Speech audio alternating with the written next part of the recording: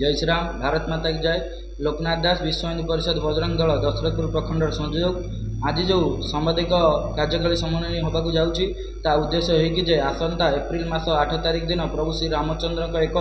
विशाल motorcycle शोभा यात्रा होगा जाऊँगी। ए शोभा यात्रा प्राय 8 वर्ष धरी विश्व हिंदू परिषद तरफ दशरथपुर प्रखंड में हो आसूँ। एथर बहुत उल्लास धूम उत्साह हम एवं एथर जो आमर रूट मैपटा रही सेटा हूँ ईश्वरपुर आरंभ हो तापर मंगलपुर मार्केट मंगलपुर करांडीपुर बाईपास रु थालुकुड़ी मेन रोड बाट दे मंगलपुर मार्केट रे आमर जो प्रभु श्रीराम शोभा यात्रा होती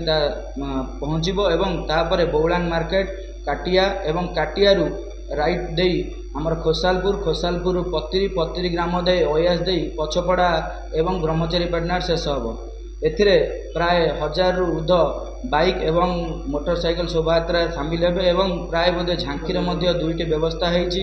एवं जलपानर मध्य व्यवस्था होती। आमर जो भोजन व्यवस्था होती प्राय 2टार भोजन व्यवस्था रहिबो एवं मुझे अनुरोध करी आमर जो दशरथपुर प्रखंडर जी सनातनी भाई भौणी मैंने माँ मौसी मैंने अच्छा शोभा यात्रा सामिल हूँ कहीं विश्व हिंदू परिषद बजरंग दल ये केवल गोटे शोभा यात्रा करूनी हिंदू मानक उत्साहित करने प्रयास जारी रखी आगू ये प्रयास जारी रहिबो एवं